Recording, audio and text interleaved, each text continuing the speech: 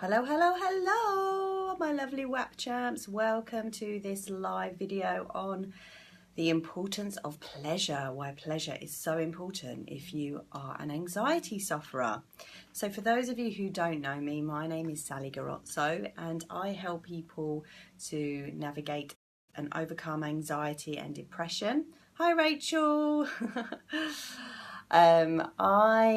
What else do I do? I help people to restore the balance between their inner critic and their inner cheerleader. This is how we do it, and we do it through coaching, and we do it through a wonderful process called rapid transformational therapy. It's all about creating this formidable mind-body connection where you are in total alignment with yourself, and that feels great. When you have that, anxiety and depression cannot exist. So also to let you know, I'm the founder of Inspiring Talks in Brighton, and I also am a vocal coach, although I am considering giving that up soon. Ooh la la, that's just a consideration. Anyway, if you are watching, let me know that you're here, say hi to me, and if there is a little invite button, press it and see who else we can invite to this live. So today's live is all about pleasure, and this is part 7 in the intro series. And if you are unfamiliar with the intro series, then after this live, hop on to the pinned post and you will see all the various different hashtags that you can use to post in the group when you're writing your discussions and stuff. And so today's hashtag is called the pleasure zone. And what did I want to say? The reason this is called pleasure zone is because I wanted to get you guys thinking about why pleasure is important, how you can increase pleasure in your life, because pleasure is the antidote to anxiety. I've got a feeling my connection's really bad, so I'm just going to go and open the door. Hang on.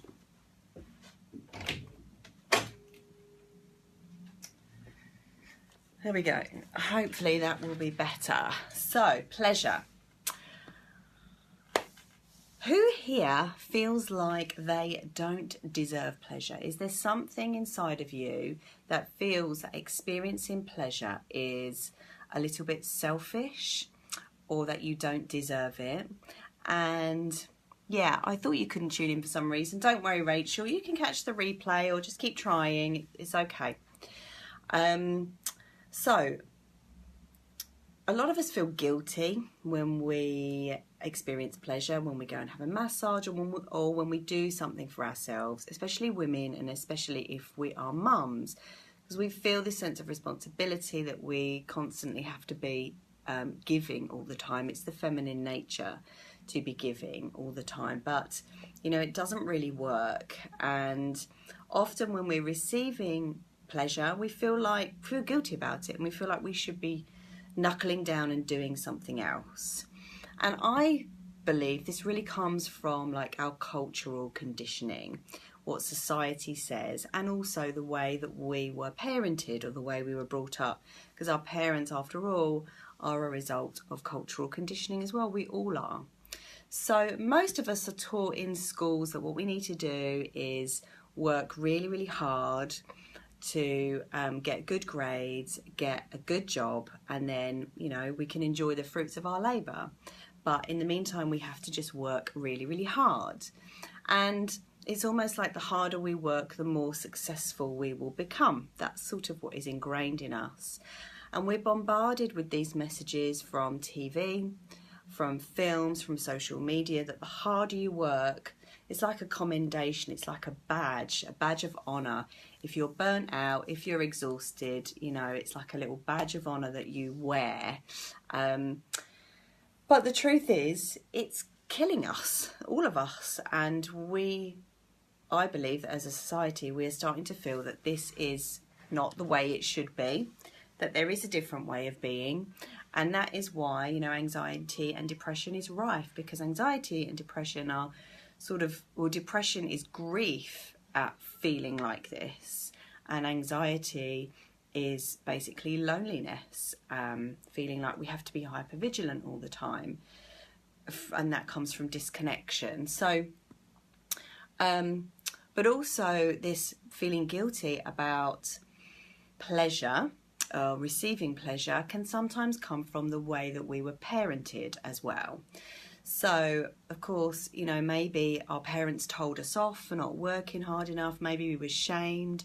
Maybe we were humiliated for one reason or another. And we felt that we weren't intelligent enough, or that we had to try harder in order to earn our parents' love. And this definitely happened to me. And as a result of that, it means that you strive and you strive and you strive. And if you're not striving, you're feeling guilty. And obviously, all of that, the cultural stuff and the parented stuff, is completely flawed. It's flawed programming. And, you know, we really need to take responsibility to change that. And I heard recently that in 100 years' time, we will look back on this time in history akin to, and the way we worked, akin to child labour. Slavery. We will look back and we just won't be able to comprehend the amount of hours that we used to work and the kind of lack of pleasure that we had in our lives. So if you feel, I know there's only Rachel watching at the moment, but that's cool. I like these little conversations between us. So if you have any of these blocks, let me know. If you feel like you can't receive, oh, someone else has come on, yay. If you feel like you can't receive, let me know. And the next part of this conversation is about how we can smash through those beliefs and how and why we need to, who else? Hey, Jean, she's here. Hey, lovely. Where we need to smash through these blocks, basically with a bulldozer. You need to take a bulldozer to these blocks. So, because stress and anxiety just perpetuates itself. So we need to break that cycle. I've spoken about that before in previous lives. So here's the thing. Pleasure is good for your health, okay?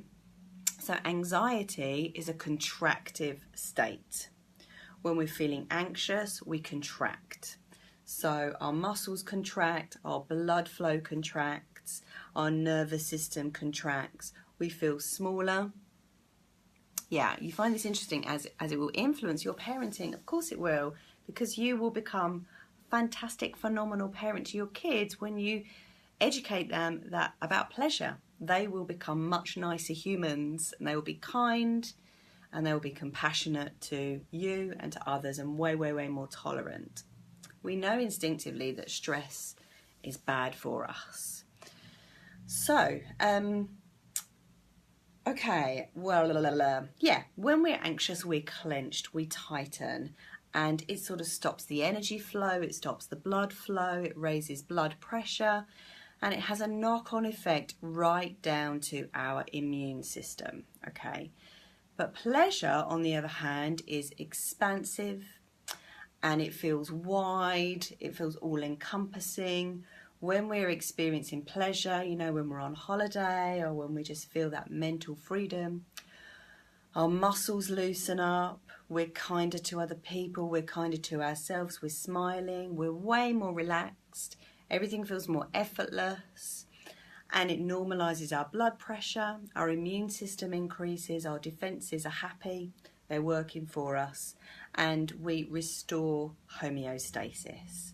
And interestingly enough, all animals are programmed to seek out pleasure. We are as well programmed to seek out pleasure. But what humans have done is we've overridden it, because we are so brainwashed by culture and by our parenting, that we've overridden this desire for pleasure, and we've sort of installed guilt instead. So it's our responsibility to change that.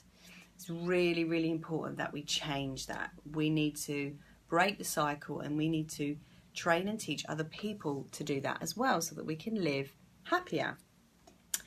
Also, the more relaxed you are, the more resilient you are to difficult emotions. So I don't know about you, but if I'm stressed or depressed, if something else then happens, I won't be able to cope with that very well. But if I'm feeling light, expanded, and happy, if something happens, I'm much more likely, something negative happens, I'm much more likely to be able to kind of kick back, have a much more rational point of view, be able to rationalize with the situation and go, oh, well, you know, my perspective is so much better when I am feeling more expanded and in a pleasure zone. Okay, so anxiety and pleasure are actually emotional responses, right, to chemical reactions that are produced in our brain. Okay, and we can control those chemical reactions through our thoughts, through our actions, through our behaviours, and through our choices. Okay, so I'm going to ask you, here's a question for you. What does pleasure look like to you? What is pleasurable to you? What do you want to do? What are you not doing that you would like to do that is pleasurable? What do you want? Okay, let me know. I'd be interested. So I'm going to keep talking for a bit and then we can have more of a conversation. Just have a little sip. So we have been blessed with senses. We are in physical bodies and we've been blessed with senses. We have taste, we have touch, we have sight, we have sound, we have smell. And we can experience pain or pleasure through our senses. Okay, so sensuality, sensory experience is what enlivens us. It's what makes us feel alive. It's what makes us feel pleasured. So, and the skin has got so many nerve endings in, and it really is a pleasure organ. So use your skin. Your skin, you know, you can sort of, so much can be communicated through skin that it can't. Hey Mark, good to see you. That can't be communicated through words. You know, when a loved one touches you in a certain way, it's like, you know, you really feel it in a way that perhaps you don't feel with words. So there are 3 hormones we need to consider when deciding on what pleasure to pursue, right? So things that produce dopamine in the body, in the brain, will motivate us, will excite us. So that's kind of good for depression, right? Things that produce oxytocin will bond us, make us feel warm, snuggly, warm and fuzzy, and connect us. So that's really good for anxiety, because anxiety is all about lost connections. And endorphins are the chemicals that are natural painkillers and give us that sense of being on a high, being like that feeling of well-being. Like, you know, how you feel when you go to the gym or you've had like a really brisk walk. You just like, your body just feels woohoo. So these are all like drugs that, you know, we can prescribe for ourselves, we can dispense for ourselves. So let's start talking about various pursuits then that we can do and what kind of chemicals they release. So I'd like you to get involved here. So share some of your pleasure pursuits that you like, and I'm going to share some of mine. So the things that I like to do to keep me anxiety free are, I love swimming in the sea. Now I'm really lucky to live by the sea, and when it gets warm, you know, I can just nip down there and nip in the sea for a quick blast. But if you don't live by the sea, equally a cold shower is quite good. Now, swimming in the sea or cold water therapy is actually really good at alleviating depression, because it gives you that dopamine hit. It also gives you serotonin and the endorphins. So it's like a real big kind of hit of chemicals for you that will normalize or, you know, help to diminish anxiety and depression. So there's a guy called Will Hoff. I think they call him Iceman, because he has survived in extreme cold temperatures, and he teaches other people how to do that as well. And you must have heard of cryotherapy. It's used to reduce inflammation in the body. So brilliant, brilliant, brilliant thing that you can do. I know it's not particularly pleasurable, I suppose, but swimming in the sea is pleasurable once you kind of get past that coldness. So the other thing that I like to do to enhance my pleasure levels is anything that is, I call this variety. So variety is the spice of life. When you are stuck doing the same thing in the same place day in, day out, you get very, very staid, and you just need that little bit of something to make you feel enlivened and excited again. So going away for the weekend, maybe working in a different place, trying a different coffee shop, trying something new gives you that variety. And that spices things up, and that's motivating, that's your dopamine, and it's uplifting, that's your serotonin. So variety is something that I like to do. I also find a lot of pleasure in decluttering, believe it or not. I'm one of those people that really enjoys a good tidy up, get stuff out from the drawers and the cupboards, and have a good throwing away session. I find that really, really pleasurable. It gives me so much clarity, and I find once I've got that clarity, I feel like I'm not kind of juggling or spinning too many plates. It just gives me that sense of calmness, which I think is so important with anybody that experiences anxiety. Often there is this feeling of overwhelm. So when we're overwhelmed, we can't cope. So clearing the clutter, again, helps your resilience. And I'm not sure what chemical that releases, but there must be some kind of chemical that helps you feel that sense of relief and organisation.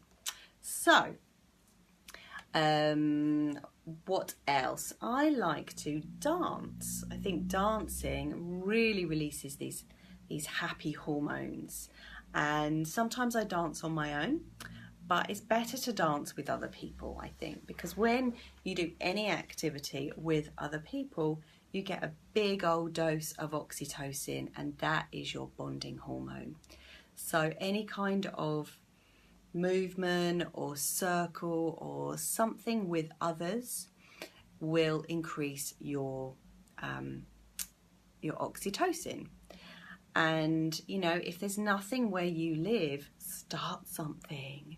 Be brave and start something yourself. You'll be glad that you did, because people need this, people want this, they want to connect. So, the other pleasurable thing that you can do is hugging. And there's actually a thing in Brighton now called Holding for Healing. And it's literally just hugging.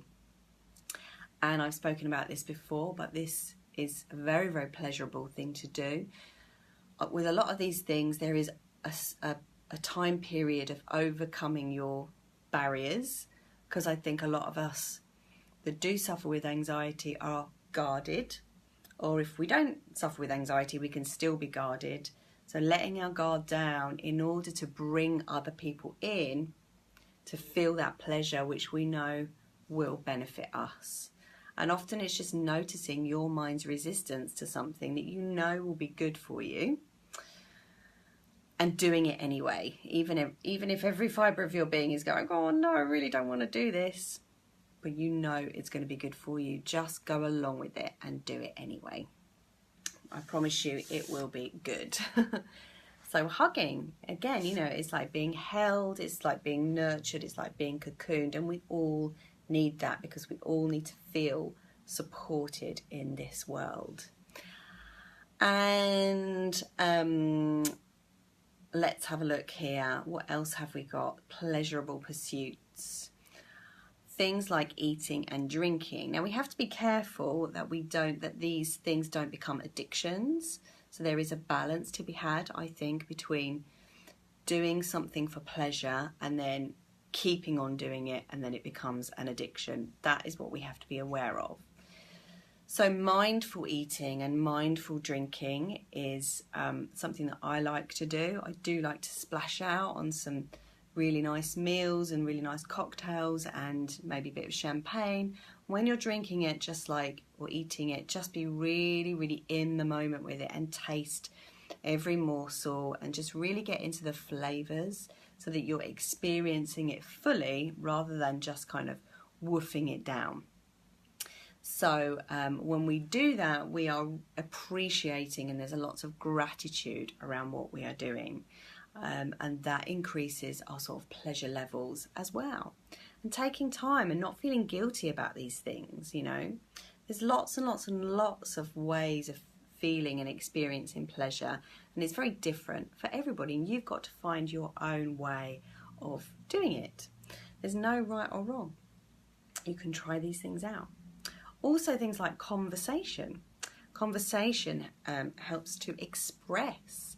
That's why I like doing these Facebook Lives, because they get the stuff out.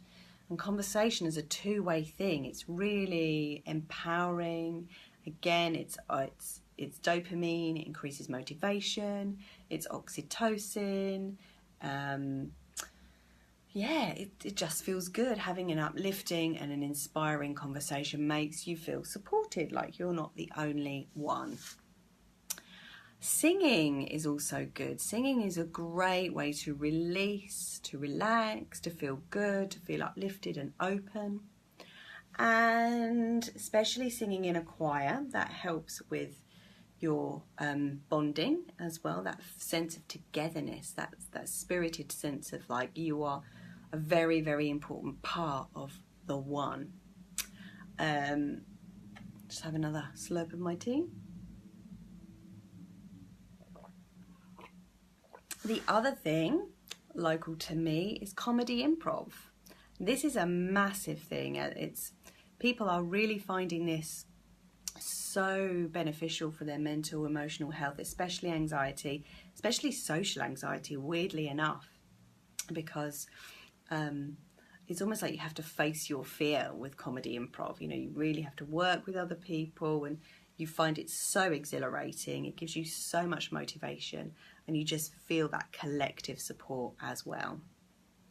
So anything like that, they're my go-tos. But equally, you know, you might find pleasure in activism. You might find pleasure in crying. I mean, there's the obvious stuff like massage and self-care and taking time for yourself, just going for a walk, getting some fresh air. It's so, so, so important that we do that in order to build our resilience and to lower and decrease anxiety so that we can be nicer people to be around. It's definitely not selfish to care for yourself. The more you care for yourself, the more you've got to give other people, the more you love yourself. You know, self-care is really self-love in action. So the trick is just to start somewhere. If you don't have much money, find somebody that you can do a swap with. There's lots of, you know, utilize Facebook, utilize social media. I'm sure there's a service that you could offer somebody, or go to a student, or, pardon me, just spend the money and don't worry about it. It's like, I really see it as an investment in yourself. It's not a waste of money. I've often thought that, you know, if I spend £60 on a really amazing massage, it's money well spent. It's not money down the drain, trust me. Money down the drain is money spent on things that you don't really need, like an excess of handbags or an excess of shoes or really expensive hair products or really expensive face creams. You know, I'm not saying don't buy those things if you can afford that, but if you're struggling, you know, decide where you're going to spend your money. Spend it wisely, spend it on you, invest in you, because the more you do, the more you can give to others, and then your life will have so much meaning and purpose. So it's all about taking control of the pharmacy in your body. Okay, that is all for my live today. If you want to get involved, you can comment after, but I just want to let you know, so I want to challenge you, actually. I want to challenge you to be a little bit more self-caring towards yourself this week. and booking a massage or booking an appointment with somebody who maybe you've been looking at their offerings. Take more time for you, whatever that looks like, and let us know what that looks like. So that's it for now. If you do want to work with me in any way, then please contact me and we can discuss that. I work with people via Zoom. I work with people in my front room. So I do coaching, hypnotherapy, and you can work with me for 3 months, 2 months, 1 month, or just for a couple of hours. So there's lots of different options to fit your budget, and that's it really. So that's it for the intro series. So now you know what to do, now you know how to post. Go ahead and go for your life, share, and inspire others to make brilliant and positive changes in their life that's going to help them navigate and eradicate anxiety. So next week we're going to be chatting to the lovely Kirsty Kiani-Fard, who is an energy body expert. She's going to be teaching us how to use our energy body for better use. And that's going to be in the evening next Monday. And if you've got any other topics that you want me to do lives on for upliftment and inspiration, then let me know, drop me a line, and we can definitely do that. So I think that's it. All right. If you found this useful, please feel free to share this group, invite other people into this group. Let's grow the group. Let's smash anxiety. All right. Have a wonderful week, and I'll see you soon. Bye.